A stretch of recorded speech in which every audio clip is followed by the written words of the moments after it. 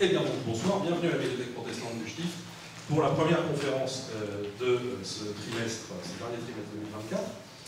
Et nous sommes très heureux de l'organisation de cette conférence, consacrée donc, comme vous le voyez sur le diaporama, à Edward Royce, avec deux conférenciers, j'y reviendrai dans un instant, mais je vais d'abord vous expliquer pourquoi une conférence Edward Royce ce soir. Parce que nous avons jusque dimanche soir, donc vous êtes les bienvenus pour venir visiter demain après-midi ou samedi ou dimanche, puisque c'est les journées du patrimoine, nous sommes ouverts, une exposition consacrée à Edward Royce, exposition qui s'est tenue dans le cadre d'un projet qui s'intègre au programme Lire notre monde, qui est le programme qu'a mis en place la ville de Strasbourg dans le cadre du label UNESCO dont elle est bénéficiaire pour la période avril 2024 avril 2025, Capitale mondiale du livre. Donc, avec la médiathèque André Malraux, la Bibliothèque nationale et universitaire qui est bien représentée ce soir, et on les en remercie, et la faculté de théologie protestante, nous avons mis en place ce double programme d'exposition et de conférences sur le père et le fils, Edward et Rodolphe Royce. Rodolphe, que vous connaissez tous, puisque c'est le nom de l'arrêt, l'un des deux arrêts terminaux de la ligne de tram C. Et donc, vous allez maintenant ce soir découvrir qui est son père, Edward. Donc cette double exposition était aussi articulée à deux doubles conférences, dont la deuxième a lieu ce soir, puisque l'autre exposition consacrée à Rodolphe avait lieu à la médiathèque André Malraux, puisque c'est Rodolphe qui, après l'incendie de 1870, a reconstruit la bibliothèque municipale de Strasbourg, dont la médiathèque Malraux est l'héritière. Donc un partenariat dont on est très heureux en cette année Capitale mondiale du livre. Et ce partenariat s'explique tout simplement parce que pour connaître la vie d'Edward Royce, eh bien, il faut penser Strasbourg comme une immense bibliothèque, puisque sa bibliothèque de travail, donc la plus importante en termes de volume, près de 30 000, est conservée à la BNU. Le manuscrit de, de sa traduction de la Bible, dont Eran vous parlera tout à l'heure, est conservé à la médiathèque André Malraux. Sa correspondance est conservée dans différents endroits, notamment les archives de la ville et les archives départementales. Et à la bibliothèque protestante, vous avez ses mémoires, dont Caroline va vous parler dans un instant, et un fonds plus large sur la famille Royce, mais dont le noyau d'origine est la bibliothèque des propres œuvres d'Edward Royce, qui était chanoine du chapitre de Saint-Thomas, et qu'il a donc donné à sa mort au chapitre. Voilà. Donc une conférence ce soir qui va mettre en lumière les deux grandes œuvres de Royce, pour ainsi dire.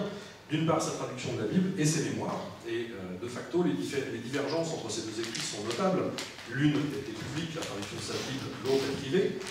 L'une est une traduction en français, l'autre est un texte écrit en allemand et qui est toujours inédit en français, même si un début de traduction a été inauguré dans le cadre du projet Royce, deux Alsaciens engagés pour le livre. Royce père et fils, deux Alsaciens engagés pour le livre. L'une est un travail scientifique et l'autre relève de la catégorie des écrits du fort privé, dont néanmoins la portée publique est conscientisée par Royce. Caroline vous en reparlera, je pense, puisqu'il prévoit une clause de non-consultation avant une certaine date pour s'assurer que tous les gens dont il parle sont bien et bien morts. Donc deux textes radicalement différents, mais dont la présentation conjointe va vous permettre de découvrir donc le père de Rodolphe Royce, qui est un peu plus connu des Strasbourgeois Rodolphe que son père. Et donc nous sommes très heureux d'accueillir ce soir deux spécialistes de Royce. D'abord Caroline Vosner, conservatrice des bibliothèques, responsable scientifique des aires culturelles germaniques et nordiques à la BNU, et qui a consacré sa thèse d'école des chartes sous la direction de Bruno Delmas aux mémoires d'Edward Royce, qui sont donc conservées à la bibliothèque protestante dans nos collections. Et elle aura pour compère ce soir, mais là depuis le début de ce projet d'exposition et du programme Royce, Eran Chouali, maître de conférence à la faculté de théologie protestante de l'Université de Strasbourg. Ses recherches portent notamment sur des questions en lien avec, sur les relations entre les relations judéo-chrétiennes, et il s'intéresse à l'histoire de l'hébraïsme chrétien, à celle des traductions hébraïques du Nouveau Testament, et il prépare aussi en ce moment une nouvelle traduction du Nouveau Testament en hébreu moderne. Voilà, et donc je leur cède la parole, ils ont chacun une demi-heure pour vous parler et des mémoires et de la traduction de la Bible par Edward Royce. Bonne conférence. Donc on va commencer par parler effectivement d'un document qui est conservé ici à la médiathèque protestante, en l'occurrence un manuscrit d'Edward Royce qu'il a intitulé Erinnerungen aus meinem Leben, c'est en français Souvenir de ma vie. Et pour commencer, et pour vous donner un aperçu du texte, je vais vous lire le premier livre de ces Erinnerungen qui a fait l'objet d'une traduction par Marie-Thérèse et Daniel. Neuhof, le 8 mai vie n'a eu que très peu d'importance pour le monde et aucune pour qui y chercherait des événements sensationnels. Il ne me semble pas non plus que quoi que ce soit de remarquable ou d'extraordinaire ne m'attende dans les années à venir. Ainsi donc, si après de longues hésitations, je me décide enfin à en esquisser quelques traits, ce n'est en aucun cas pour instruire ou divertir par l'entremise d'une publicité un cercle élargi. Il est possible que mes enfants, quand ils auront mûri et compris le sens des expériences plus sérieuses, l'image de leur père ressurgira quand ils tiendront ces pages entre leurs mains. Mais j'écris moins pour eux que pour moi-même. J'ai aimé chaque journée passer en ma propre compagnie et consacrer une heure de calme à l'introspection. J'ai aussi été souvent suffisamment isolée en société pour céder avec joie à cette inclination. Une telle disposition et une telle mentalité m'envahissent à nouveau, et comme avec les années qui passent et le courage qui s'assombrit, il y a de moins en moins d'espoir que cela se transforme en son exact contraire, je vais donc probablement me retrouver pendant longtemps dans un état d'esprit où je peux rendre compte de ma vie sans changer de point de vue au fil de l'écriture et sans devenir finalement incompréhensible à moi-même. S'il m'est donné de vivre encore de longues années, ce livre me prépare pour mes vieux jours un plaisir qui devra peut-être en remplacer bien d'autres, d'autant plus que je prévois avec certitude que la possibilité de conserver intacts mes souvenirs dans la conversation avec d'autres personnes m'échappera progressivement. Si cette jouissance m'est refusée et si je ne vois pas mes enfants arriver à maturité, si mon image physique s'estompe au fil des ans, qu'ils acceptent un jour mon image spirituelle et qu'ils se souviennent de leur père avec fierté. Eux au moins ne lui en tiendront pas rigueur si dans sa position, il n'a pas révélé les facettes les plus sombres. Ajouter des ombres à un tel tableau, le monde sait fort bien le faire. Donc, les Erinnerungen relèvent effectivement d'un type d'écrit qu'on appelle les égo-documents ou les écrits du fort privé. Selon la définition de Jean-Pierre Bardet et François-Joseph Rudjus, cette catégorie d'écrits regroupe les textes produits hors institution et témoignant d'une prise de parole personnelle d'un individu sur lui-même, les siens ou sa communauté. Les écritures du moi ont longtemps été un genre lié à la pratique religieuse de l'examen de conscience. On a l'exemple des confessions de Saint-Augustin au IVe siècle. Mais à la Renaissance, une conception plus laïque de cet exercice s'impose peu à peu, avec des textes comme les essais de Montaigne, des textes qui demeurent d'une grande diversité. Ce qui les réunit, c'est du coup moins une série de traits formels qu'un sujet commun, c'est le moi. Fin 18e, début 19e, c'est la naissance de l'autobiographie et la vogue des écrits personnels avec le romantisme. Edward Royce a rédigé les Erinnerungen à partir de 1850 jusqu'à la fin de sa vie. Et en général, on les qualifie de mémoire dans la mesure où ils ont été écrits par le témoin d'événements historiques. Mais leur étude permet de les situer au carrefour de trois genres distincts qui sont l'autobiographie, les mémoires et le journal intime. Edward Royce lui-même, dans le premier chapitre du livre 17, utilise le terme d'autobiographie en parlant de ses mémoires, de ses Erinnerungen. Il écrit « Puisque mes propres fils suivent d'autres voies que la mienne, mon autobiographie ne peut avoir même pour eux que le seul intérêt de la piété filiale. » La définition que donne Philippe Lejeune de l'autobiographie, c'est un récit rétrospectif en prose qu'une personne réelle fait de sa propre existence lorsqu'elle met l'accent sur sa vie individuelle, en particulier sur l'histoire de sa personnalité. Les mémoires sont un genre proche, qui ont été écrits par une personne ayant joué un rôle dans l'histoire ou ayant été le témoin d'événements historiques notables. Et donc le narrateur, dans ce cas, se présente moins comme un personnage central que comme un rapporteur ou un chroniqueur de ce qu'il relate. Et une dernière conséquence enfin de la motivation historique d'un mémorialiste, c'est l'acceptation, au moins de manière tacite, que l'œuvre connaîtra une certaine publicité, même si elle reste restreinte. Donc Edward Royce, en lisant les Erinnerungen, on se rend compte qu'il se fait tour à tour autobiographe, mémorialiste et auteur d'un journal intime. La plupart du temps, c'est bien un récit rétrospectif, mais au fur et à mesure qu'on s'approche de la fin de sa vie, le texte tend de plus en plus vers un récit qui est fait au jour le jour, on y reviendra, et qui laisse plus de place à ses impressions du moment, comme le ferait un journal intime. Et de même, s'il met avant tout l'accent sur sa vie personnelle, il se fait par moments mémorialiste, par exemple quand il retrace l'incendie du couvent des Dominicains, quand il relate le siège de Strasbourg en 1870, ou encore quand il dresse le portrait de ses enseignants ou de ses collègues, qui est parfois très détaillé. Par ailleurs, on constate aussi qu'il n'est pas dénué d'un souci apologétique, lors de la rédaction de ses souvenirs. Il cherche à montrer à son lecteur qu'il avait une vision lucide des choses et que ses choix ont été justifiés par les événements ultérieurs. Et il cherche également à se défendre de critiques que l'on pourrait éventuellement porter à son sujet. Pour Edward Royce, l'écriture en général et l'écriture de soi en particulier sont une pratique qui sont vraiment ancrées dans sa vie quotidienne, comme en témoignent les nombreux documents qui se trouvent dans divers lieux de conservation, pour ceux qui nous sont parvenus. Enfant, il tient des cahiers en latin qui sont surtout des travaux d'écolier et qu'il intitule Fragmenta Occupationum Juventutis Meae. À partir de ses 17 ans, il mentionne dans le deuxième livre des Erinnerungen, il tient un journal intime. Plus tard, il écrit également un roman autobiographique, Die Reise nach Berlin, qui est également conservé à la médiathèque protestante, et qui relate un voyage qu'il a fait en août 1826 entre Halle et Berlin. Il a accompagné dans ce voyage la femme du professeur Wegscheider et leur fille, ainsi que la femme du professeur Gesenius et leur fille également. L'original de ce texte a aujourd'hui disparu, mais on le connaît à travers une copie qui se trouve donc à la bibliothèque du séminaire protestant et qui est un texte remanié par Edward Royce et ensuite retranscrit de la main de sa fille Hélène. Voilà, le texte donc a été envoyé à Halle et Rodolphe l'avait ramené à Strasbourg le temps d'en faire une copie. La pratique de l'écriture de soi est également partagée dans sa famille, puisque sa mère, Marguerite Salomé Bauer, tenait elle-même un journal. Donc ici on voit le volume 2 de ce journal. Donc ce texte relève plutôt des écrits du quotidien, puisqu'elle répertorie ses activités domestiques et sociales au jour le jour, mais elle retrace aussi les grands événements familiaux. Et sa fille Hélène tient également un journal que son père utilise comme source lors de la rédaction de ses propres mémoires.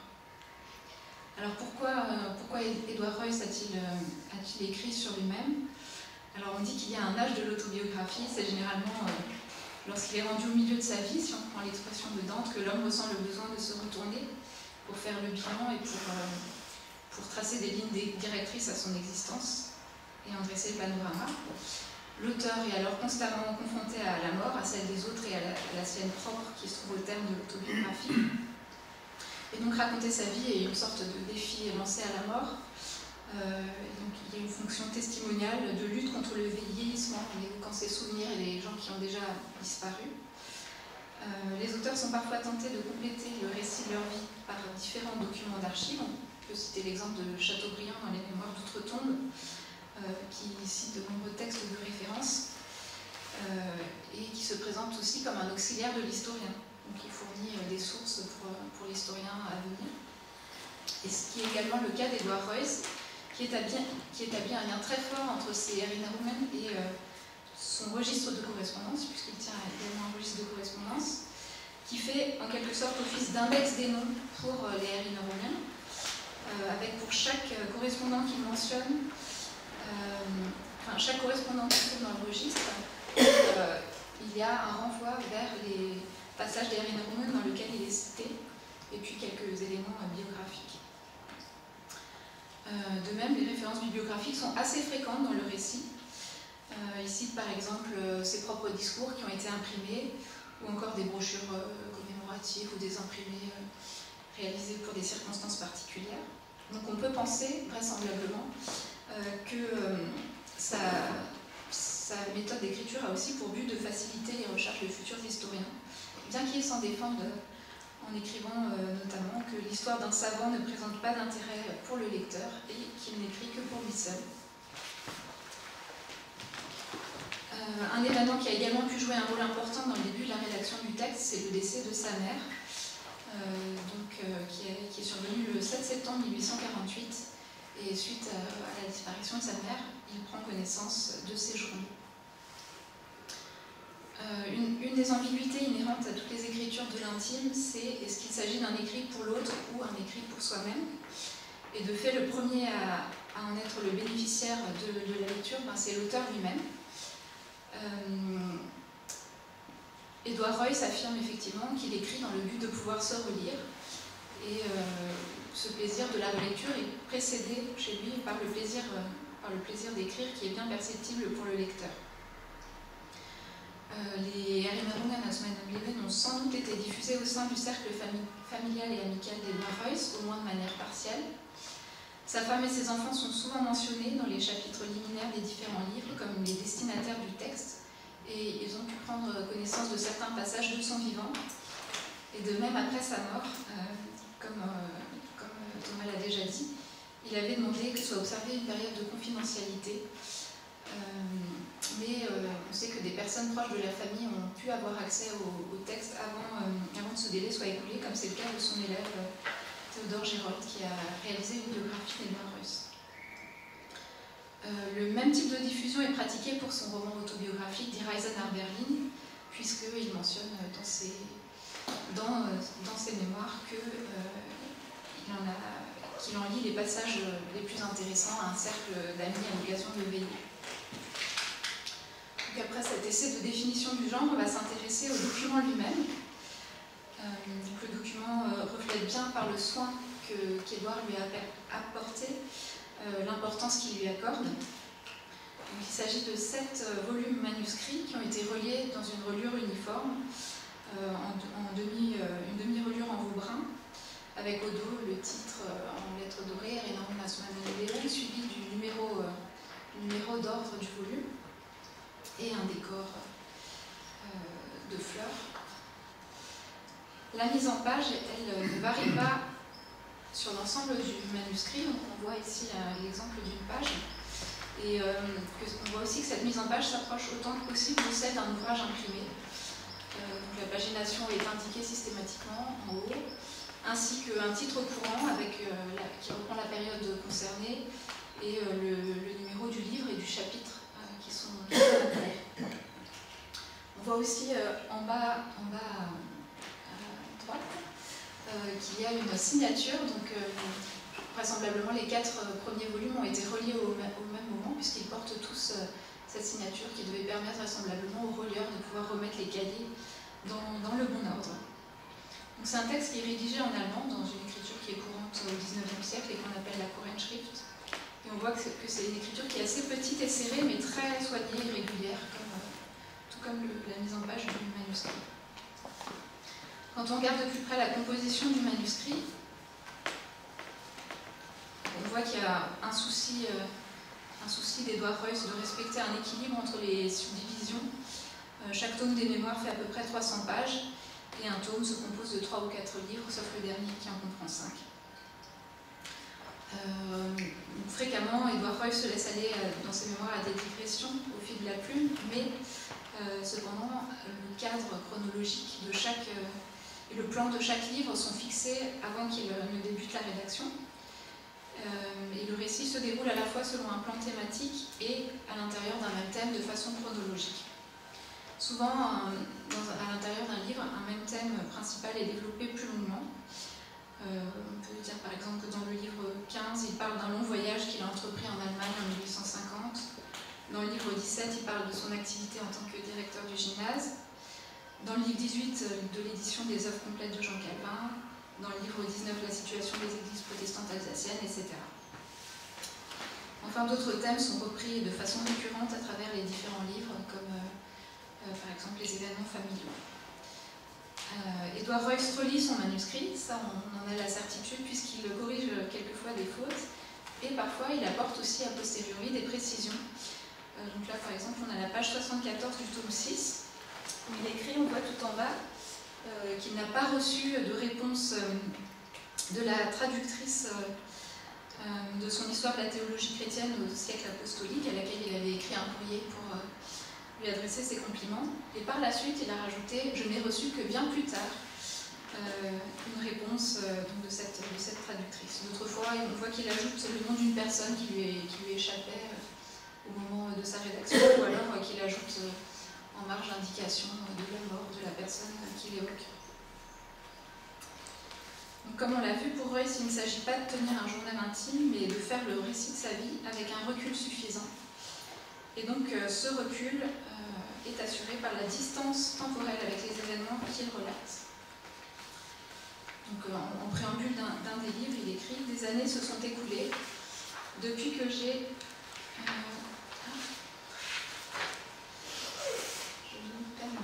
interrompu le cours de mon récit. Je me retenais toujours parce que je ne voulais pas écrire ce qui suit trop tôt. »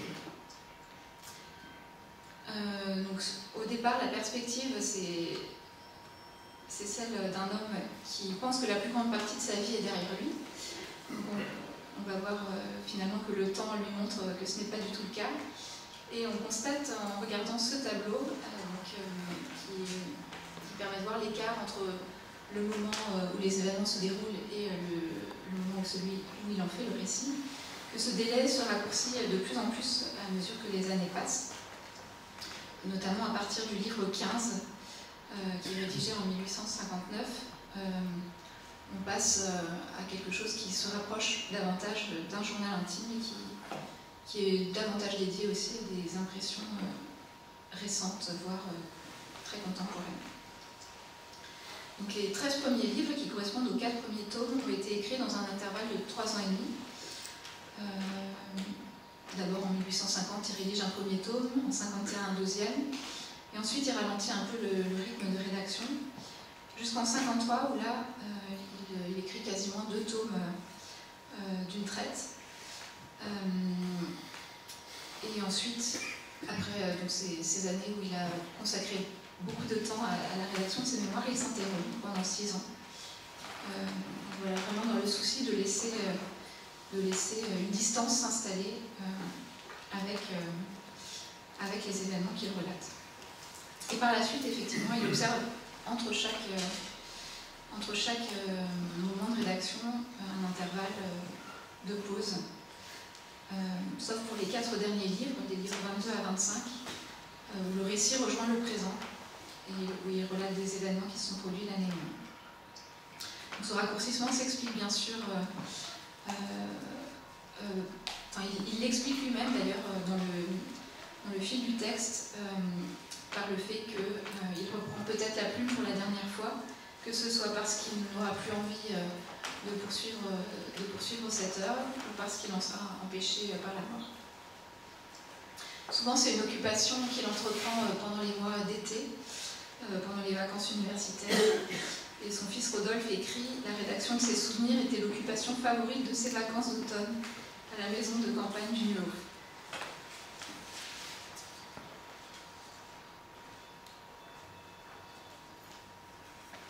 Donc il affirme, Edward Royce affirme lui-même qu'il n'écrit pas pour être publié, ni pour des biographes futurs, mais comme j'ai déjà évoqué, cette préoccupation est bien présente dans ses mémoires, qui témoigne d'un réel souci d'exactitude et de précision. Donc il y a un souci généralement présent chez Edward Royce, mais qui n'est là pas étranger à la possibilité de laisser une trace personnelle et un témoignage pour la postérité.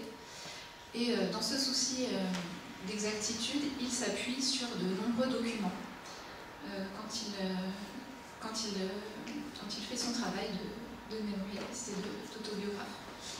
Pour compléter ses souvenirs d'enfance, il s'appuie sur le journal de sa mère. Donc il écrit « Je puise la matière de vos récits dans ma riche et fidèle mémoire. Pour mes premières années, je m'appuie aussi sur le journal de ma mère, que j'ai lu après sa mort, avec un vif plaisir, et qui a jeté un nouvel éclairage sur certains de mes souvenirs. De même, lorsqu'il fait le récit de la guerre de 1870 et du siège de Strasbourg, il écrit qu'il s'appuie sur le journal tenu par sa fille Hélène, et que sans le recours à ce journal, il y a de nombreux détails qu'il n'aurait pas été en mesure de relater. Il écrit aussi, dans un autre passage, que la correspondance qu'il adresse à sa femme n'a pas seulement pour but immédiat de s'adresser à celle-ci, mais aussi de fixer dans sa mémoire et de lui lui permettre de garder la trace de ses souvenirs.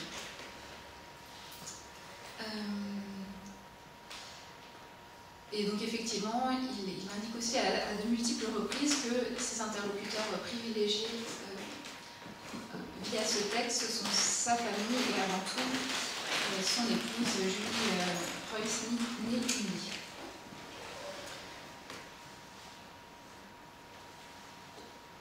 Donc il lui écrit notamment, il lui dédie un passage un peu assez émouvant. Si autrefois je n'écrivais souvent que pour moi seul, creusant dans l'airain de la fosse contenant mes souvenirs sans me préoccuper de savoir si quelqu'un y trouverait un jour un minerai précieux, aujourd'hui j'écris avant tout pour toi, car je sais, lumière de mon âme, que c'est de cette façon que je trouverai le mieux le temps qui me permettra de trouver aujourd'hui un sommeil plus paisible. Toujours fidèle à sa rigueur, il a classé également avec un soin extrême dans un fichier qu'il avait confectionné spécialement à cet effet, une correspondance passive très importante qu'il n'a pas conservée intégralement mais dont il reste un échantillon. Et donc il a constamment sous la main aussi un matériau très complet qui lui permet d'être très précis aussi dans la chronologie des événements. Pour ce qui est des thèmes abordés, outre le récit des grands événements et des travaux qui sont largement mentionnés, il y a de nombreux thèmes récurrents qui donnent un autre éclairage sur sa personnalité. Et en premier lieu, sa famille qu'il considère vraiment comme un refuge. Il y a de longues pages dans chaque livre sur les joies et les soucis de sa vie de famille, notamment aussi sur la vie de ses enfants et sur les espoirs qu'il place en eux. Donc il mentionne bien sûr la joie de leur naissance à chaque fois, mais parfois il se montre plus dur, notamment envers son fils Rodolphe lorsqu'il parle de son parcours scolaire. Tout ce qui a trait aussi au deuil est quelque chose de très présent. Ça s'explique aussi notamment par le fait qu'il a eu la grande douleur de perdre 2 de ses fils, Othon et Hervine, auxquels il consacre également des passages très touchants. Et en lien aussi avec ce thème du deuil, la maladie est quelque chose qui revient également très fréquemment, ce qu'on s'explique aisément dans le contexte d'une époque où la médecine n'était d'un secours que très relatif.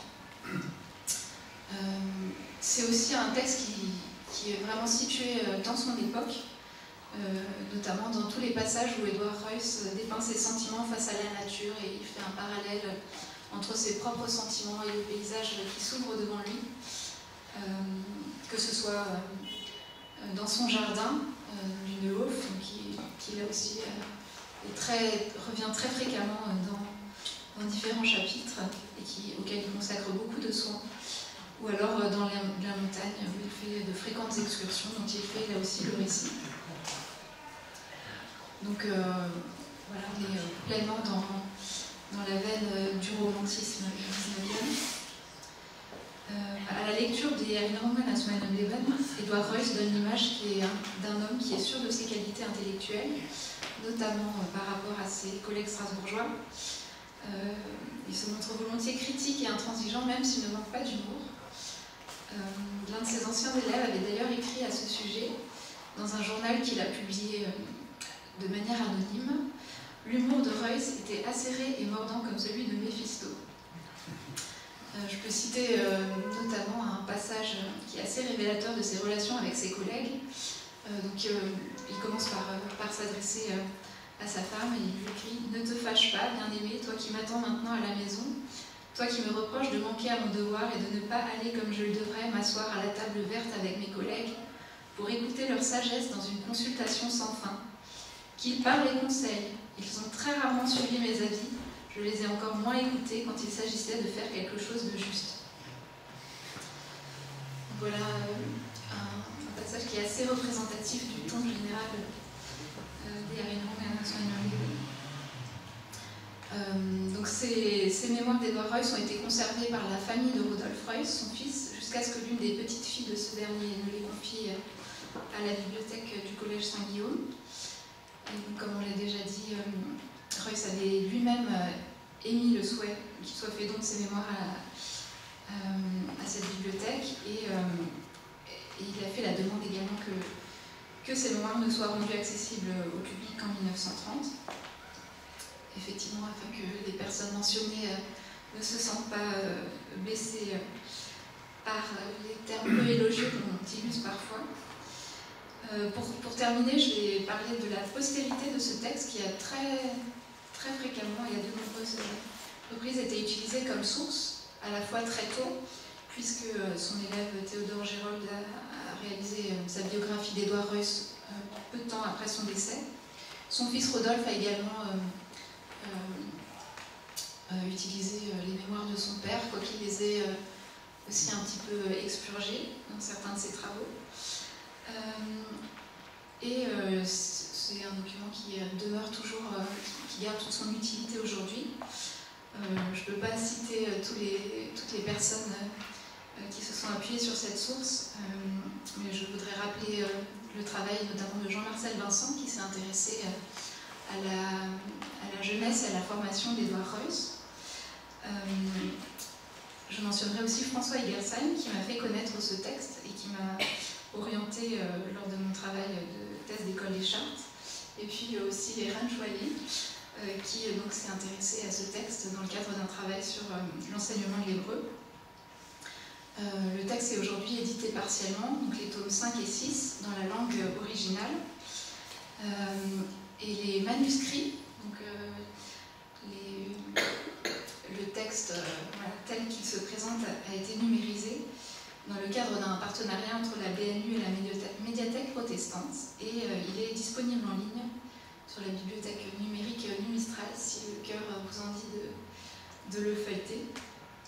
Il y a également un travail en cours de transcription réalisé par Marc Hugues et de traduction par Marie-Thérèse et Fanny Kiefer qui permettra peut-être un jour d'aboutir à la publication de ce texte qui demeure encore largement inédit.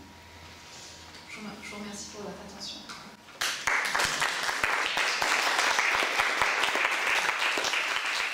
Je voudrais vous parler en fait de cet objet. En fait, il y en a 18. Il y a 18 tomes comme ça. Vous l'avez aussi ici, donc sur l'écran, la Bible, traduction nouvelle, avec introduction et commentaires par Édouard Reuss, que vous connaissez déjà parfaitement.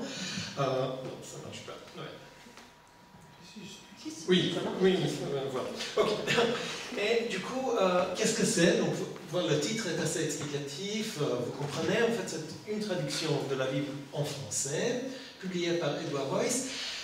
Je voulais au début dire que c'est la grande œuvre d'Édouard Reuss, son magnum opus. Je ne sais pas si on peut le dire parce qu'il en a fait d'autres, en fait. C'était un théologien très important, très connu mondialement. Donc, il a d'autres grandes œuvres, n'est-ce pas? Il a aussi une Geschichte der Heiligen Schriften Neuen Testaments, donc une histoire des Saintes Écritures du Nouveau Testament, publiée en 1842. Après, il a une histoire de la théologie chrétienne au siècle apostolique, publiée en 1852. Ensuite, une histoire du canon des Saintes Écritures dans l'Église chrétienne, publiée en 1963. Et vers la fin de sa vie, il publie une grande œuvre sur son domaine de prédilection qui est l'Ancien Testament, en allemand, donc son Geschichte der Heiligen Schriften Alten Testaments, donc histoire des Saintes Écritures de l'Ancien Testament. Okay? Et il a aussi édité les œuvres de Calvin, donc, un grand nombre d'écrits de Calvin. Il a fait énormément de choses et il a fait entre autres cet ouvrage dont je vais parler un tout petit peu. Donc, vous avez ici donc, une page de titre pour voir à quoi ça ressemble, pas très impressionnant. Vous avez aussi le manuscrit. Donc on a gardé le manuscrit de cette traduction qui est conservé à la médiathèque Malraux. D'accord, juste pour avoir un aperçu. On va encore parler un peu de ce manuscrit. Voilà, je voudrais commencer par un petit historique de ce projet qui est très lié à l'histoire de l'Alsace et de Strasbourg. J'y vais. D'accord? Donc, l'histoire de ce travail, on la connaît notamment grâce aux mémoires, n'est-ce pas? Donc, c'est dans les mémoires qu'il décrit comment il a fait, etc. Donc, je vais vous lire encore quelques petits passages des mémoires.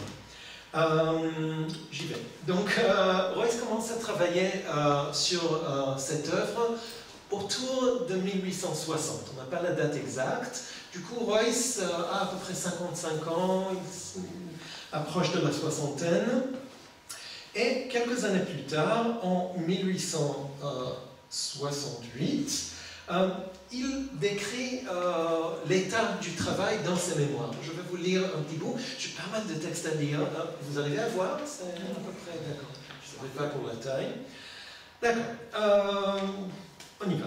Donc, le travail auquel je consacrais le plus de temps à cette époque, ce fut, à part Calvin, l'édition de l'œuvre de Calvin, la Bible française. D'une façon générale, le public protestant est devenu accessible à l'idée d'une meilleure traduction de la Bible. Depuis l'époque où l'idée de ce travail est née en moi, il a paru en France au moins une douzaine de nouvelles traductions, dont quelques-unes ont eu plusieurs éditions. Loin de me décourager de mon projet, ce m'est une preuve qu'il y a là un besoin profond auquel mon travail lui aussi répondra. Donc, la France a besoin d'une nouvelle traduction de la Bible d'après Royce. Aussi à ce moment-là, donc on est en 1868, Royce a déjà fini une partie du travail. Donc il a déjà fait les évangiles synoptiques, les actes des apôtres, les épîtres catholiques et dans l'Ancien Testament, donc les juges, Samuel, Isaïe et la plupart des 12 petits prophètes. D'accord, donc à cette époque-là, d'après Royce en tout cas, son projet est déjà connu, bien connu en France. Comment ça? À travers ses cours. Donc il enseignait l'Ancien Testament et bien d'autres choses à la faculté de théologie protestante à Strasbourg, et c'est comme ça que tout le monde connaîtrait ce projet. Donc, je lis un bout des mémoires. Comme il m'arrive de me servir de certains passages de mon travail pour mes cours, et qu'en particulier j'ai eu l'occasion de lire des extraits de tel ou tel livre au cours d'histoire de la littérature hébraïque, mon entreprise n'est plus en secret. D'innombrables lettres venues de toutes les parties de la France m'ont instamment prié de ne plus en différer la publication. Super. Voilà, en 1870, une bonne partie du travail est déjà faite. D'accord, je vais vous épargner les détails. Et Royce commence à songer à la publication. D'accord, donc j'ai un petit passage là-dessus. Je pense que je vais vous épargner ça aussi. Pour ne pas prendre trop de temps, mais il voudrait publier, il s'approche de son éditeur strasbourgeois, Treuter et Würz, pour voir si on peut le faire, mais c'est trop cher. En fait, donc c'est un ouvrage immense, en fait, donc c'est à peu près 7000 pages donc, publiées. C'est trop cher, d'accord? Donc l'éditeur hésite, et voilà, donc ça ne se fait pas. Donc je vous rappelle qu'on est en 70, et on va juste lire vraiment la fin, donc à partir de, je vous montre, donc à partir de là, ok, donc, mais avant même que la guerre éclata, je vis bien que mon éditeur avait perdu courage, et je n'insistais plus pour hâter l'impression. Après la guerre, il ne fut naturellement plus question de rien, d'accord? Donc, bien sûr, donc, tout a changé, n'est-ce pas? Donc c'était un projet qui vise la France, de l'intérieur, si on peut le dire, la France de manière générale, mais après 70, 71, tout est différent, n'est-ce pas? Donc on est d'accord. Du coup, Royce se décourage, et quelques années plus tard, en 74, ce sont deux anciens élèves de Royce qui le poussent quand même vers la publication. Qu'est-ce qu'ils font? Ils vont lui trouver un éditeur à Paris. D'accord? Donc, super, très, très bons élèves. Voilà, donc je lis un petit passage des mémoires donc, qui parle de cet événement. Ils s'adressèrent à mon insu à un jeune libraire, Guillaume Fischbacher, qui avait quitté Strasbourg pour se fixer à Paris, où il dirigeait un établissement très actif. Et ils le décidèrent à se charger de l'affaire. Assez courageux, il saisit la proposition. Il vint me trouver le 2 juin 1874 et me fit part de ses intentions. Je lui fis comprendre que je n'étais pas encore au terme et que j'allais atteindre ma 70e année et que, par conséquent, je n'étais pas du tout à même de lui offrir la garantie pour l'ensemble. Mais il ne voulut pas se laisser décourager par cela. En 1 heure, l'affaire était conclue. Le jour suivant, on fit venir l'imprimeur, qui était aussi un Alsacien. Et avant la fin même du mois, on avait répandu l'annonce de la publication dans le monde entier. Le succès fut au-dessus de toute attente. C'est excellent. Voilà, donc la publication après va très rapidement. Donc on commence à publier la même année, en 1874, et en 1879, tout est publié. 18 volumes, 7000 pages. C'est beaucoup. Voilà. Pourquoi je passe... Donc ça c'était un petit historique, pas si petit que ça peut-être. Je passe après à l'objectif de l'ouvrage. Pourquoi est-ce qu'il faut un ouvrage comme ça? Donc une nouvelle traduction, etc. Royce explique la chose lui-même. Donc je lis. C'est un fait, donc c'est dans la préface, en fait. Donc je vous dis ça. C'est un fait souvent signalé que la science théologique n'est pas encore arrivée à produire une littérature suffisamment riche au sein du protestantisme français. D'accord? Donc il compare la France à d'autres pays, notamment l'Allemagne, où il y a une littérature abondante. En France, il n'y a pas grand-chose, d'après lui. Je continue. Ce qui est rare, ce sont les livres qui embrassent une branche entière de la théologie. L'étudiant ne trouve pas même encore, à l'heure qu'il est, les manuels indispensables pour répéter ses cours de dogme, de morale, de littérature biblique et autres non moins importants. Pour ce qui est des sciences relatives à la Bible, lesquelles, au point de vue protestant, doivent former la base des études théologiques, des louables efforts ont été faits de nos jours pour combler une lacune regrettable. Mais cette petite bibliothèque exégétique en langue française n'a pas seulement le défaut d'être incomplète, elle n'est pas précisément à la portée du public. Érudition philologique, discussion de variantes, citation d'auteurs, réfutation d'opinions divergentes, tout ce que les méthodes allemandes ont coutume de faire entrer dans un commentaire a été mis sous les yeux et à la disposition d'un public peu accoutumé à ce genre de lecture. Le grand public ne goûte point de pareils livres et pour lui, les peines qu'on y consacre sont à peu près perdues. Le grec et l'hébreu qui hérissent les pages d'un commentaire n'ont pas d'attrait pour lui. Il manque... Ah oui, ok. Pardon, je suis là. Ok. Excusez-moi. Ouais. Il manque un ouvrage qui, sans affecter les allures d'une sèche et laborieuse érudition, offrirait à ceux qui veulent s'instruire sérieusement une explication claire et succincte de toute l'écriture sainte. D'accord? Donc l'idée, pardon, le passage est peut-être un peu long, mais l'idée, il voudrait faire une œuvre qu'on qualifierait peut-être de bonne vulgarisation sur toute la Bible pour le public français qui a besoin, qui aurait besoin d'après lui d'un ouvrage de ce type. Voilà, ok. Donc ça c'est le but. Je passe un peu je dirais à la caractéristique principale de cet ouvrage, c'est l'approche historico-critique. N'est-ce pas? Donc dans cet ouvrage, vous pouvez lire n'importe quelle page, vous diriez tout de suite, c'est très historico-critique, n'est-ce pas? Donc l'idée est de présenter la Bible à travers la science biblique, n'est-ce pas? Donc voilà. Et en fait, Royce le dit assez clairement, comme d'habitude, lui-même. D'accord? Donc aussi un petit bout de la préface où il explique un peu sa démarche, son approche. Le commentateur n'est ni philosophe, ni prédicateur. Au fond, il n'a même pas besoin d'être théologien, ou du moins de se poser comme tel. Il doit, avant tout, être historien. C'est-à-dire que son devoir est de dégager de chaque texte la pensée de son auteur, de la constater en l'élucidant. Okay. Or, il ne peut s'acquitter de cette tâche qu'en mettant en œuvre tous les moyens que lui fournit la science, philologie, critique, archéologie, histoire. D'accord? Donc l'idée, c'est très scientifique, n'est-ce pas? Donc, voilà. D'accord. Donc, je je vais essayer d'illustrer cette approche historico-critique à travers plusieurs choses. Je verrai ce que le temps me permet. D'abord, donc, on a dit qu'il y avait beaucoup de notes. Donc des introductions très longues, souvent plusieurs centaines de pages d'introduction, et beaucoup de notes, n'est-ce pas, qui accompagnent le texte de la Bible. Et je voudrais montrer une note, et on va réfléchir un peu là-dessus. Donc c'est une note qui concerne Genèse 1, n'est-ce pas? Donc simplement, voilà, je lis.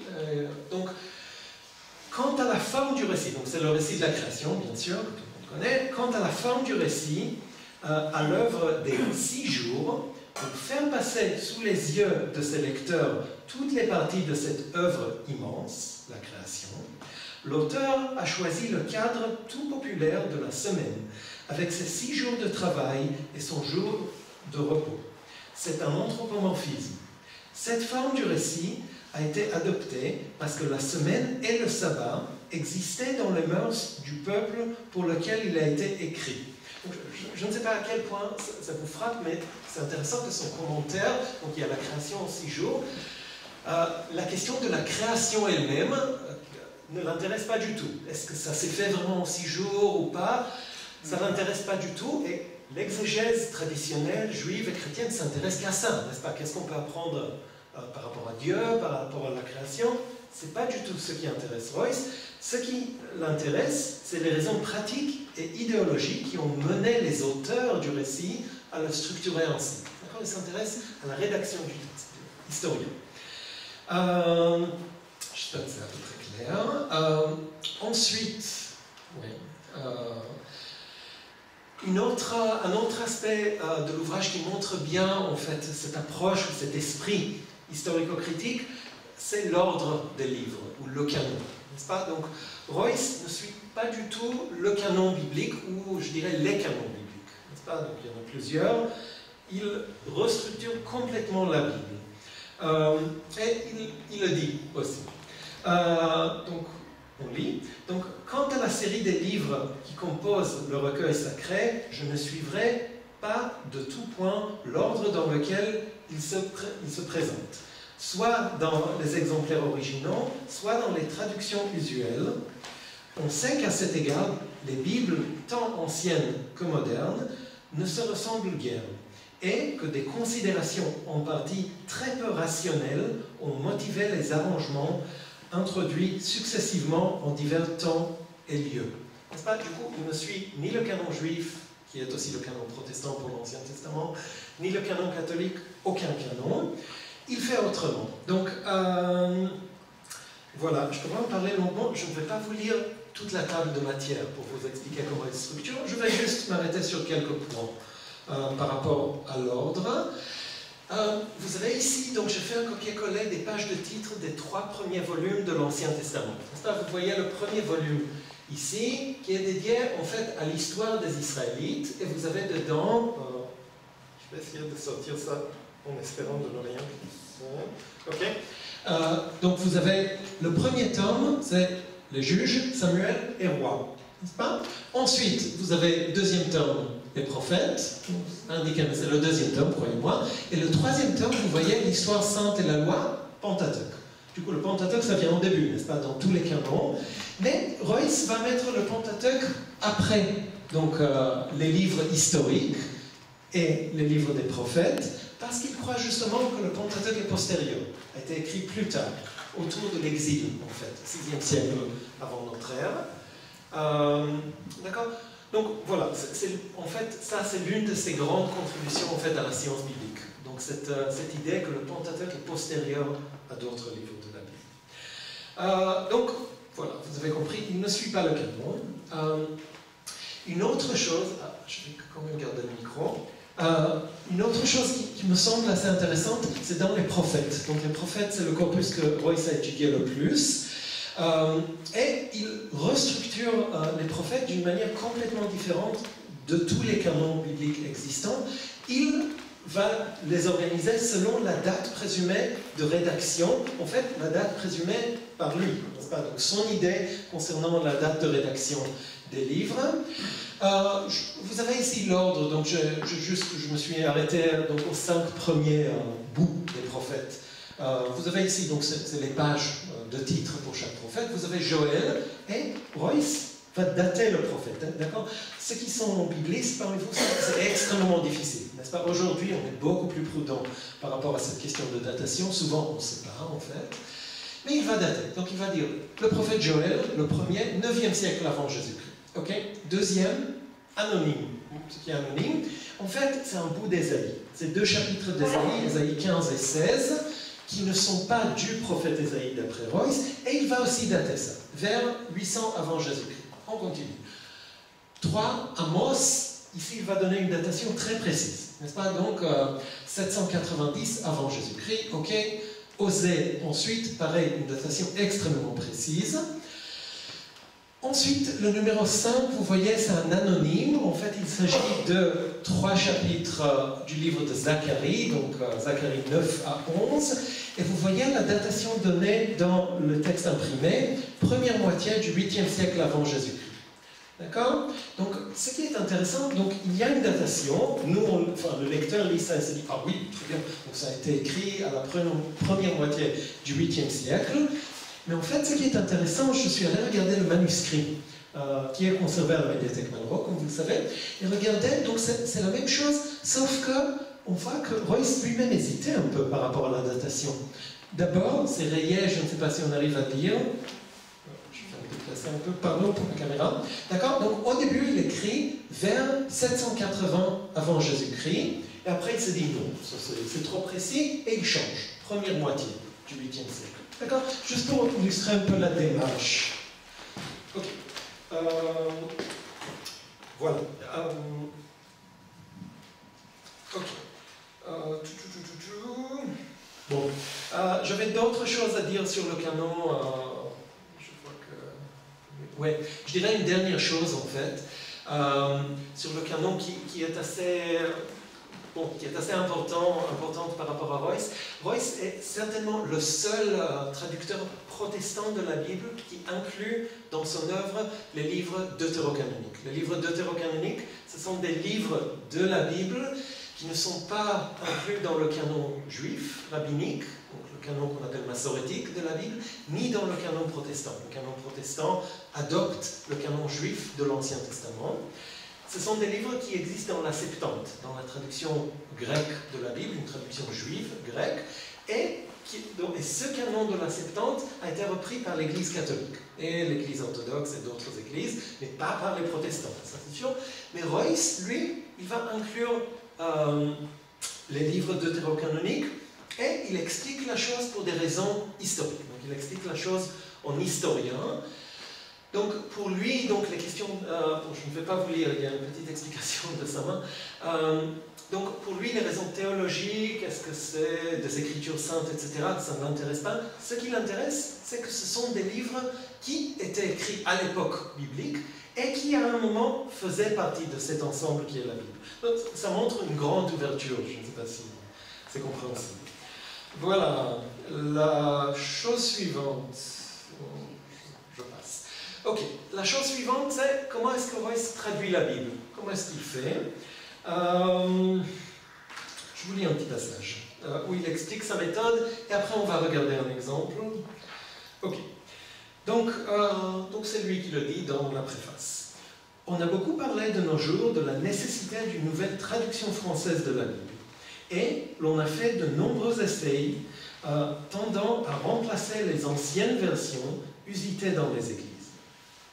Les uns se sont surtout attachés à reproduire les originaux le plus exactement possible et ont vu le mérite capital de la traduction dans un littéralisme rigoureux et même servile. D'autres, se préoccupant davantage de l'élégance de la diction classique moderne, lui ont sacrifié ce qu'il y a de plus caractéristique dans ces pages, le parfum inhérent aux formes de la conception antique et orientale. Mais la plupart des traducteurs se sont trouvés arrêtés ou gênés par une autre considération encore. Ils avaient devant eux la tradition, les formes reçues, les interprétations gravées dans l'esprit de la communauté. Je continue encore un peu. Pour moi, la chose essentielle était de rendre exactement le sens de l'original. Le style ne venait qu'en seconde ligne. À ce point de vue, la question si chaudement débattue entre les partisans de l'exactitude littérale et les défenseurs des droits du langage moderne ne me paraît pas trop difficile à résoudre. La traduction, cela va sans dire, doit être fidèle, mais la fidélité consistera en ce que l'esprit du lecteur en reçoive aujourd'hui la même impression que recevait autrefois le contemporain qui parlait lui-même la langue de l'auteur. Or, ce but serait manqué si le traducteur s'attachait trop à la lettre d'un idiome absolument différent du nôtre, de manière à créer de nouvelles difficultés. D'accord ? Je ne sais pas à quel point c'est clair comme ça la lecture, mais en fait, il y a plusieurs choses qui l'intéressent, n'est-ce pas? La question de la fidélité aux textes originaux, n'est-ce pas? Vraiment rendre l'hébreu du grec. Deuxième chose, c'est écrire dans un français littéraire agréable, n'est-ce pas? Donc, et il y a une autre chose qu'il mentionne, qui est importante, c'est la tradition de la traduction, n'est-ce pas? Il y a des phrases, des expressions qui sont déjà figées dans la tradition. Donc, quoi faire avec ça? Et en fait, lui-même, il fait face à ces problèmes, n'est-ce pas? À ces trois choses. Fidélité au texte, français élégant, joli, compréhensible, etc. Et la tradition de traduction. Voilà, donc il est un peu entre ces trois problèmes. Je voudrais illustrer comment il fait concrètement à travers un exemple. D'accord? Donc, ouais.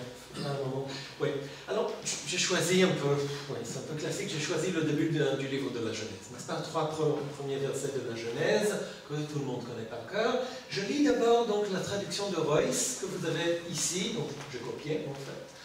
Sa traduction, ça c'est le manuscrit qu'on va étudier un peu ensemble aussi. D'accord? Donc, comment est-ce qu'il traduit tout ça? Lorsqu'au commencement Dieu créa le ciel et la terre était déserte et vide, et les ténèbres couvraient l'océan. Et l'Esprit de Dieu planait sur les eaux. Et Dieu dit que la lumière soit, et la lumière fut. Ok? Voilà. Ok. Alors, est-ce que j'arrive à pointer comme ça? Ok. Donc, je propose, donc, je vous ai mis ici, donc on va faire ça verset par verset, ça ira relativement vite, pas d'inquiétude. J'ai mis l'hébreu pour, donc je vois qu'il y a plusieurs personnes qui connaissent l'hébreu. Après, j'ai mis ici hébreu, c'est ma traduction extrêmement littérale de l'hébreu, c'est pas une bonne traduction, mais c'est pour vous expliquer ce qu'il y a dans l'hébreu. Après, il y a la traduction de Royce. Ensuite, il y a le manuscrit de Royce, de la traduction. Je regardais la première version. Donc, dans le manuscrit, il écrit quelque chose, après il barre et il corrige. J'ai reproduit la première chose, n'est-ce pas? Et après, j'ai mis une traduction classique de la Bible, celle de David Martin. Donc, début du 18e, c'est vraiment une traduction classique qui dépend de la tradition de traduction dans le protestantisme français, donc depuis le XVIe siècle. D'accord? Juste pour comparer. J'espère que c'est clair. Ok. Du coup, comment il fait? Royce, il lit lorsqu'au commencement, donc je suis, pardon, ici. Ok? Lorsqu'au commencement, Dieu créa le ciel et la terre. Je pense que pour tout le monde, ça sonne un peu bizarre, n'est-ce pas? D'où est-ce que ça vient, ce lorsqu'au commencement? On dit au commencement, Dieu créa, n'est-ce pas? C'est ce qu'on connaît, et c'est ce qui est aussi dans les traductions de l'époque classique. Et ici, Royce explique ce choix. En fait, c'est le philologue qui a fait ça, Royce le philologue. Il a tout un argument là-dessus. Il pense que le verbe créer dans ce verset, bara, a créé, donc créa, si vous voulez, donc au passé, il pense qu'il y a une erreur de transmission. Il pense qu'en fait, ce n'était pas un verbe au passé, Dieu créa, mais un infinitif. Je ne peux pas vous faire un cours là-dessus. Donc, c'était quelque chose comme en créant le ciel et la terre, etc. Donc, une phrase plus complexe. D'accord? Ça va?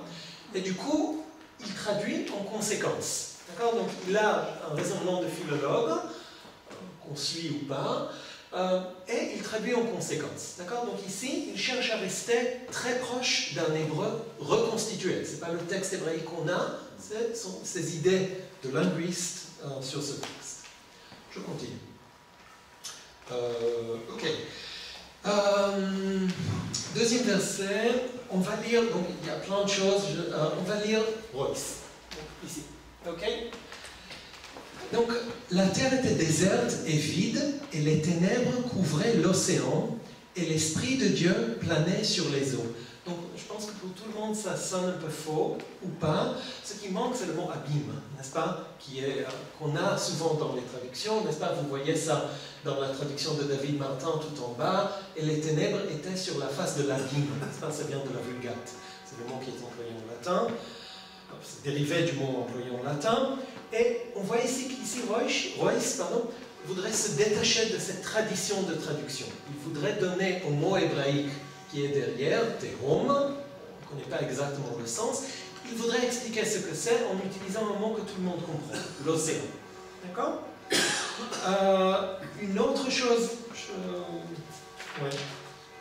Oui. Ok. Ça suffit. J'avais d'autres choses à dire là-dessus. Troisième verset. On lit Royce aussi, d'accord? Et Dieu dit que la lumière soit, et la lumière fut. D'accord? Ça, par contre, on connaît. On n'a pas besoin de lire, on connaît cette traduction. Ce qui est intéressant, c'est de regarder son manuscrit. Donc, regardez la première version, ici. Que se fasse lumière, et il se fit lumière. Ah, ça, on ne connaît pas. Ça, c'est une traduction bizarre. Et en fait, c'est une traduction qui cherche à se coller à l'hébreu, à rendre l'ordre des mots en hébreu. D'accord?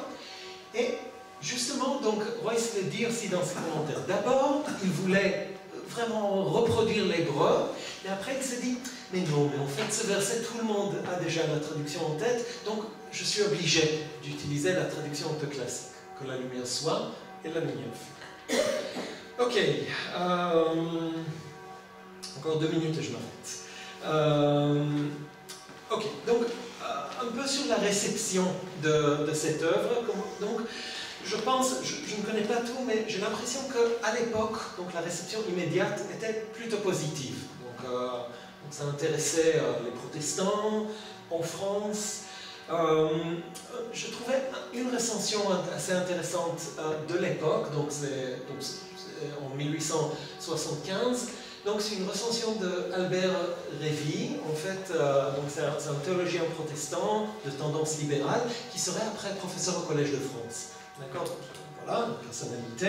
Et lui, il écrit ça, donc tout au début de la recension. Comme nous aimons désormais en France ce qui nous vient d'Alsace, il semble toujours à des parents, c'est écrit comme ça, que l'enfant qu'ils ont perdu est celui qu'ils aimaient le mieux. De même, nous n'avons jamais si bien senti la valeur de l'esprit alsacien que depuis le jour néfaste où il nous fut interdit de le ranger parmi les formes nationales de l'esprit français.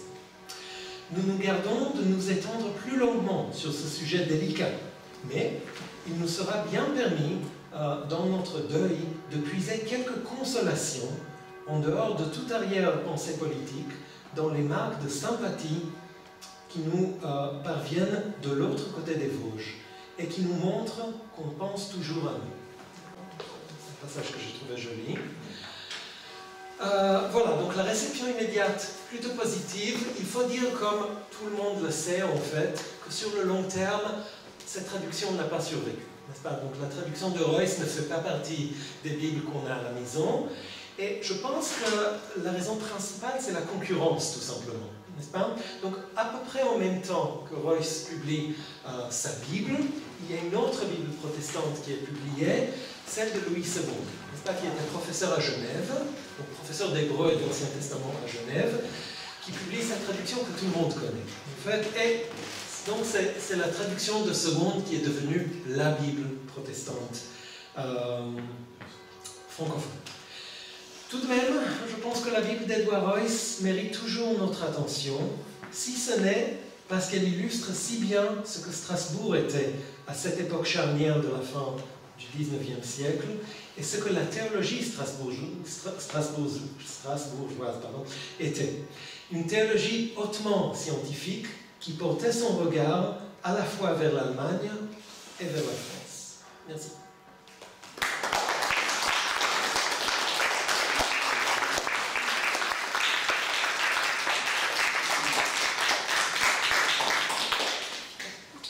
Merci à Caroline et à Eran. Si vous avez des questions, c'est le moment. Il nous reste encore du temps avant 2h45. On peut avoir un temps d'échange avec les deux conférenciers.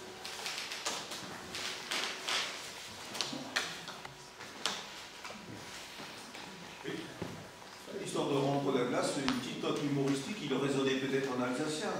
Hein, au commencement, Rot Soumeerch, moi j'ai lu le truc le fois, là, je me suis dit, tiens, je me permets dans ma fantaisie à moi de penser cela. Quoi. En alsacien, on dirait que pas que je... Bah oui, en alsacien allemand. Hein, oui. Ouais. Répétez. Soumeerch, au commencement, oui, on parle, oui. On s'imagine le personnage, puisqu'il faut vivre des choses authentiques. Hein. Ouais. J'aurais plusieurs choses à dire, mais peut-être si je peux anticiper, c'est très intéressant parce que il est démontré comment en France il y a cette retenue, parce qu'il y a toute l'influence du catholicisme, tous les faits, hein, alors que la réalité était qu'il y avait déjà bien d'autres études qui avaient été faites. On a des livres intéressants en bas à la bibliothèque, hein, notamment la traduction, j'en ai fait part de mon enthousiasme l'autre fois, mais quel est déjà le nom que je cherchais là? C'est un nom connu, c'est pas compliqué à lire, mais c'est fabuleux comment la vérité était là. Et alors moi, ma grande passion, c'est Isaac Newton. Je me suis intéressé à la biographie, puisqu'on a parlé de biographie, là c'est la vraie biographie courante. Isaac Newton, sa biographie, je pensais la connaître pour ce qui est l'essentiel, mais j'ai appris ici en Alsace que Newton étudiait plus la Bible, les textes anciens, et c'est fabuleux. L'étude stricte, les mots, et alors en parlant de la médiathèque en bas, on a un professeur de théologie qui a réussi ici, vous avez là, il faut la voir pour ceux qui n'ont encore pas vu, vous avez la traduction, c'est par un éditeur américain, la traduction de l'hébreu, directement, on voit tous les mots anglais et français sont numérotés. Donc les nuances de mots, chaque mot est différent. Donc ça nous permet de rentrer dans l'esprit de votre thème, de vos deux exposés. Quoi. Je vais réagir juste par rapport à une petite chose, à moi que tu veux. Okay. Donc en étudiant, j'ai étudié cet ouvrage pour cette conférence et pour d'autres projets, et je me suis dit que j'allais chercher en fait les influences allemandes dans la traduction, et j'ai comparé avec Luther, n'est-ce pas? Il n'y a pas tellement d'influence. J'ai vraiment cherché, peut-être pas tout, mais... Donc je pense que c'est pas l'allemand qui est à l'œuvre derrière la traduction, c'est vraiment ses propres considérations, donc de philologue, d'écrivain, etc. Je pense. Il y avait une autre question d'abord en première rang. Oui, donc toujours pour cette question, cette formule que Réville utilisait, l'esprit alsacien. Alors, est-ce que Reuss avait lui-même une idée de ce que pouvait être l'esprit alsacien, soit dans ses mémoires, soit dans d'autres travaux? Est-ce qu'il essaie de caractériser cette notion? Pour Reuss, l'esprit alsacien, avant tout, c'était l'esprit germanique. Et ça, dans de nombreux aspects, que ce soit la langue, que ce soit le luthéranisme, vraiment il tournait l'Alsace plutôt de l'autre côté du Rhin.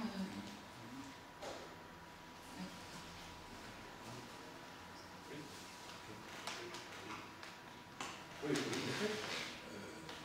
Voilà, il voulait faire éditer sa Bible commentée. Il a rencontré un éditeur parisien et il a dit le monde entier, je me souviens avoir lu ça tout à l'heure, est-ce qu'on a une idée du tirage de cette Bible et est-ce qu'il y a eu une réédition? C'est bien. Oui, on a certainement une idée. Moi moi, j'ai pas l'idée, donc, mais il faudra la chercher, effectivement. Donc, un jour, quand je publierai ça, c'est une bonne question, je me la note.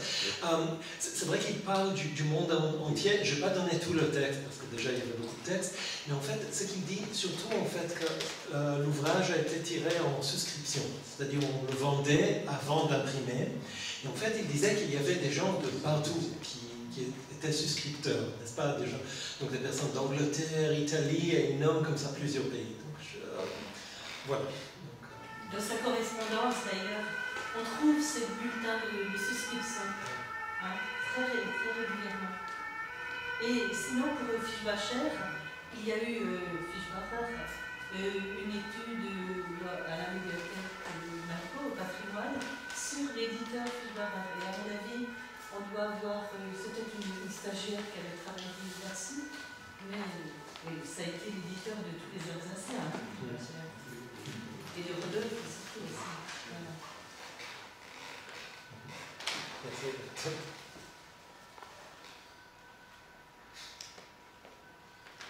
Oui, la question que je me posais concerne le public. Donc, on dit que ça a été diffusé largement, mais que finalement, elle s'est heurtée à la concurrence de la traduction de Louis Second.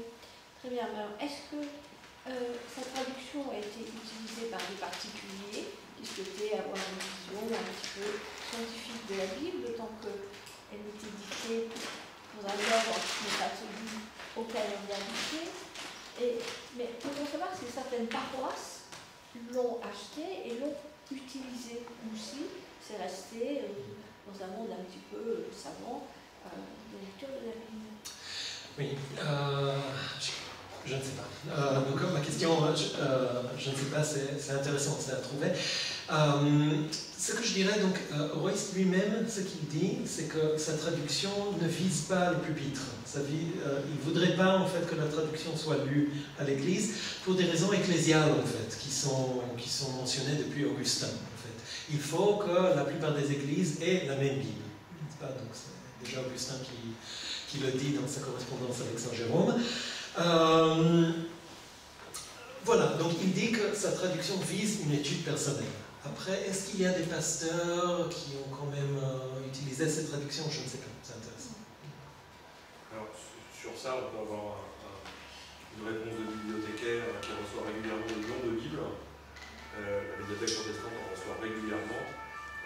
C'est pas la Bible de Royce qui arrive très souvent, elle arrive même très rarement. Il y a beaucoup d'autres éditions, déjà parce qu'il y a 18 volumes, et donc c'est pas une Bible maniable au quotidien, de ce fait-là.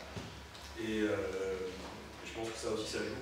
La longueur de l'appareil critique, en fait, sur la possibilité d'utiliser au quotidien un tel texte.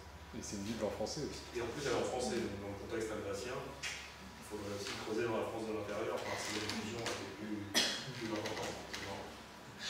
Si on est sur la réception, il y aura un truc à faire en tant que tel. Mais c'est un gros outil. Juste pour rebondir sur ce qu'a dit Thomas, je reviens sur quelque chose que j'ai omis parce qu'il y a je n'ai pas le temps. Mais en fait, le texte se présente souvent comme ça, en fait. Donc c'est le début du premier épître aux Thessaloniciens. Donc, ça c'est le texte, ça c'est le commentaire. Du coup, ok. Donc, pour lire ça à l'église, il faut beaucoup feuilleter. En fait.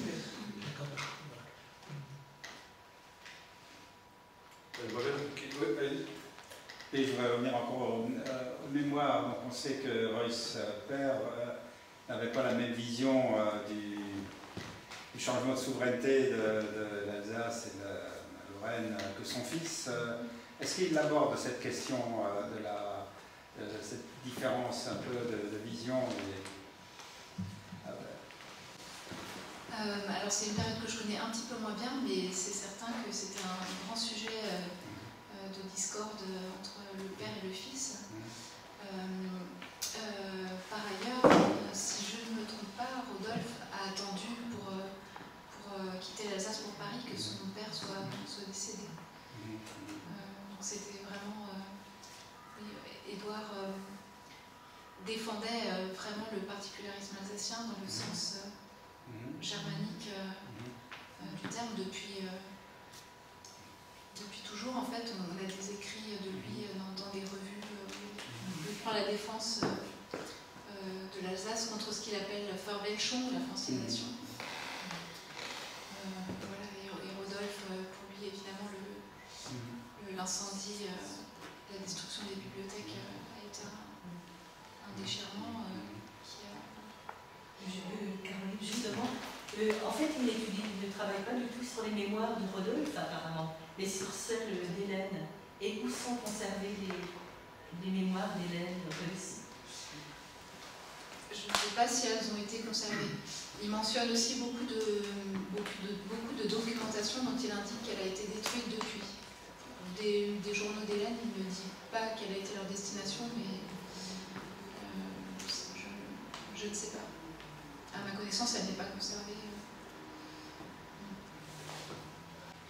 Caroline, pour rester sur la question des sources, très clairement, la mémoire, c'est une mise au propre. Enfin, ça ne peut pas être un premier jet. Et est-ce que pendant ta thèse, tu as cherché, peut-être sans trouver, mais des brouillons, des étapes intermédiaires du texte? Parce que ça, de notre côté, on n'a rien ici. Oui, effectivement, c'est clairement une mise nette. Par contre, j'ai vraiment trouvé aucune trace de brouillon, de quoi que ce soit, mais je pense que ça a été détruit.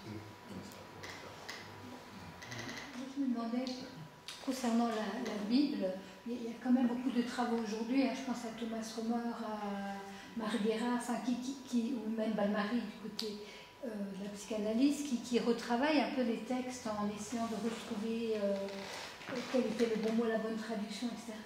Et en fait, je trouve que dans ce que vous présentez, il y a quelque chose de très moderne dans la façon dont il prend le texte en se disant, certes, il y a des canons, on doit le dire comme ça, mais on peut peut-être penser les choses autrement, et notamment de la dimension historique. Je ne sais pas quelles sont ses sources et pourquoi il date à tel siècle les écrits, mais cette démarche est assez moderne. Et je me demandais si des auteurs d'aujourd'hui, finalement, avaient connaissance de son travail, et si ça pouvait... peut-être les éclairer dans un sens ou dans un autre, une façon de continuer à faire vivre son héritage, toute sa pensée. Oui. Alors, c'est vrai qu'on se retrouve dans les écrits de Royce. On se dit, quelqu'un de notre époque aurait pu écrire la même chose, presque. Je dirais. Donc c'est vraiment, donc Royce, je dirais, au début de ce qu'on appelle l'approche scientifique au texte biblique, texte ancien, etc. Peut-être pas tout au début, mais tôt. Je dirais que la différence avec nous, avec notre époque, Thomas Romer et d'autres écrivains, c'est que Royce était extrêmement sûr de lui-même. Il a des bons arguments. On le lit et on se retrouve.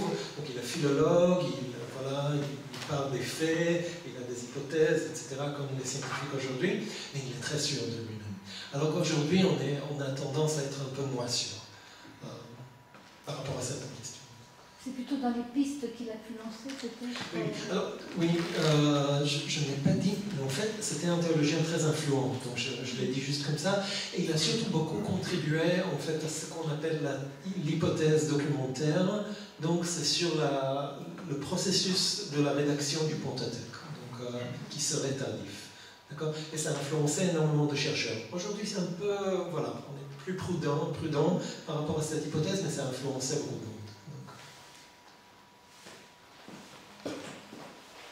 S'il n'y a personne d'autre, j'ai survolé l'exposition là tout à l'heure. J'ai remarqué qu'il y a un historien français de son époque qui a mis en évidence son honnêteté et son côté abrupt. C'est comme les Alsaciens, les vieux Alsaciens, on ne prend pas beaucoup d'égards, on rentre dans le tas. Moi, c'est comme ça que je sens la chose. C'est pour ça que j'avais fait les 2 notes d'humour. Alors, c'est vrai que l'allemand de Luther, la traduction de Luther, moi, je ne savais même plus, j'ai dû ranger mon grenier, j'ai une traduction de Luther, archivieille de 1823. Alors c'est vrai que c'est un peu, elle a écrasé comme la traduction Second, a mis de côté des traductions comme celle du Shannon Crampon, etc. D'ailleurs, Fischbacher, moi ça m'est connu depuis 1967, je crois que c'est un éditeur de ces merveilleuses Bibles qui permettent d'aller au fond des mots. Alors au fond des mots, je veux prendre un exemple pour répondre à madame. Ce matin, France Culture, ils ont parlé de l'expression la bonne volonté. Une autre fois, on a été mis en évidence les Lumières, le siècle des Lumières. En France, on parle du siècle des Lumières. En allemand, Erleuchtung, c'est le côté progressif. En France, le siècle des Lumières, voilà, c'est tout à fait accompli, tout est là, tout est tombé patapra, comme... non, il y a une progression de la connaissance. Et c'est ce côté progression qui est là. Dans l'exposition en bas, il est aussi mis en évidence qu'il a eu des collaborateurs. Un de ses collaborateurs est venu, après avoir fait des années d'études aux États-Unis. Newton, l'exemple que j'ai cité de Newton, son apogée, c'était 1690. Là, on n'est pas dans les années 1860. Alors évidemment, la langue allemande, la traduction de Luther, pays germanique qui a apporté le protestantisme, qui a immigré Angleterre, États-Unis. Newton était aussi avantagé parce que l'anglicanisme inventé par Henri VIII, ça a permis quand même la prolifération de l'accès de la Bible aux gens. C'est que seulement maintenant, j'ai entendu une messe, je cite cet exemple pour parler des fakes, l'exemple de la Trinité. Alors croyez-y, mais Newton une dizaine de personnes de l'époque de Newton a enfoncé la Trinité. Et je veux prendre l'exemple, donc j'écoute France Culture, la messe du dimanche matin, c'est pas ma tasse de thé, mais j'entends que celui qui a introduit, voilà, on est à l'église de la Sainte Trinité pour la messe, et il vous explique le dogme d'Athanase, la Turquie, l'origine, l'invention de la Trinité en 325. Alors que la vérité des choses, et les textes que nous étudions, ça date des évangiles. D'ailleurs, un très bon truc sur les évangiles. J'ai vu comment les évangiles se sont inspirés les uns les autres. Chacun présente un aspect différent de Jésus. C'est cette richesse. Pourquoi 4 c'est qu'il y a une raison. Et en même temps, il y a une interconnexion, enfin, un lien, quoi. Je crois qu'il faut donner à d'autres questions. Oui, alors, et pour terminer, pour répondre... Peut-être qu'il y a d'autres questions à ça. Non, mais j'ai vraiment fini. La bonne volonté en français, c'est souvent péjoratif. Moi, je veux bien, j'ai de bonne volonté, mais paix sur la terre chez les hommes de bonne volonté. Ça voulait dire tout à fait autre chose que le français un peu moqueur qui est content de prendre son nom. Voilà ce que j'avais à dire. Gérald, est-ce que l'entreprise de traduction de Reuss est due à lui-même uniquement, ou il s'est fait aider par ses élèves, C'est une très bonne question. Il ne le dit pas, en tout cas. Je ne sais pas, c'est une bonne question que je vais essayer de creuser. Mais il ne le dit pas, en fait. Donc on a l'impression, en lisant, il écrit beaucoup sa démarche, on a l'impression qu'il travaille seul, en fait. Peut-être avec ça. Oui, c'est ça, j'ai l'impression qu'il a quand même aussi un peu de, je ne sais pas quelle est l'étendue exacte, mais des travailleurs de l'ombre, avec Édouard Kunitz, effectivement, qui assistait beaucoup, et sa fille, qui devait faire un travail de secrétariat très conséquent pour son père. Qu'il mentionne parfois, mais de façon assez allusive. Oui, l'exposition en bas parle de 4 personnages, dont Kunitz. C'est à ça que je faisais allusion tout à l'heure. Je voudrais quand même réagir par rapport à une chose que vous avez dit. En fait, donc, il y a quand même, donc on a mentionné, vous avez mentionné Luther et on a mentionné Seconde, il y a quand même une différence. Donc, dans l'ère germanophone, bien sûr, Luther c'est la Bible, n'est-ce pas? Donc, c'est, voilà, je ne sais pas, vous l'avez dit, peut-être qui écrase les autres ou quelqu'un d'autre l'a dit. C'est une traduction et toutes les traductions font référence à celle-ci, alors qu'en France, c'est pas la même chose, n'est-ce pas? Donc la traduction de Seconde est très répandue dans le protestantisme, peu dans le catholicisme qui est majoritaire. Donc bon, je pense qu'au niveau des traducteurs de la Bible, on a plus de liberté en France que dans des pays où il y a une telle Bible de référence comme ça.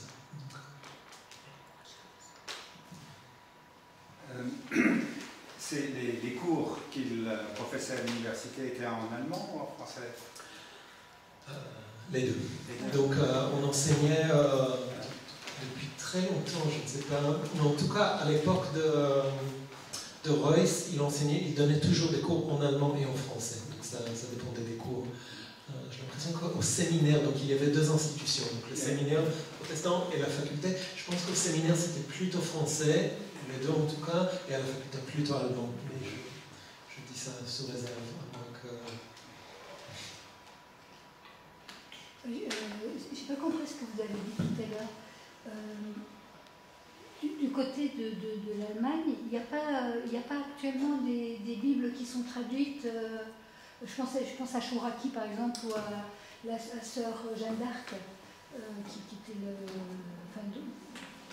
le maître à penser de Chouraki, ou même là il va y avoir un truc sur c'est le noir qui vient de retraduire les évangiles. Non, Solène Boyer. Boyer, voilà. Oui, qui vient de. Et donc si j'ai compris, en Allemagne il n'y a pas ce genre de travaux. Si, il y a énormément de traductions de la Bible tout le temps, surtout dans des grands pays, l'Allemagne, etc. Ce que je voulais dire, en fait, c'était juste une réaction par rapport à ce qui a été dit, c'est qu'il y a des aires linguistiques, culturelles, où il y a une traduction de référence, n'est-ce pas? Il y en a plusieurs comme ça. Donc, on connaît donc la Bible de Luther, dans le monde anglophone, il y a la King James Bible, et il y a d'autres exemples, en fait. Donc aux Pays-Bas, c'est la même chose, il y a une traduction de référence. En Chine, c'est la même chose aussi, en fait. Une traduction de référence que tout le monde utilise, et du coup, c'est très difficile d'innover. Alors qu'en France, heureusement peut-être, il n'y a pas ça, en fait. Il n'y a pas une Bible que tout le monde connaît par cœur. Il y en a plusieurs. Il y a la Vulgate, ou la traduction de la Vulgate, après il y a Seconde. Et du coup, je voulais juste dire qu'en tant que traducteur, il y a un peu plus de liberté. Luther n'a pas seulement traduit la Bible, il a inventé en grande partie la langue allemande à cette occasion, ce qui fait qu'il y a un lien extrêmement étroit entre la langue allemande et la traduction de Luther. Donc n'hésitez pas à revenir à nos autres conférences. Merci à tous. Merci encore à nos différents partenaires sur ce projet Édouard et Rodolphe Reuss, parce que c'était un gros projet à monter. Donc merci Bernadette qui est là, qui représente la médiathèque en Amaro. Merci Julien et Caroline pour la BNU. Merci Eran. Et donc à bientôt pour la prochaine conférence. Bonne soirée.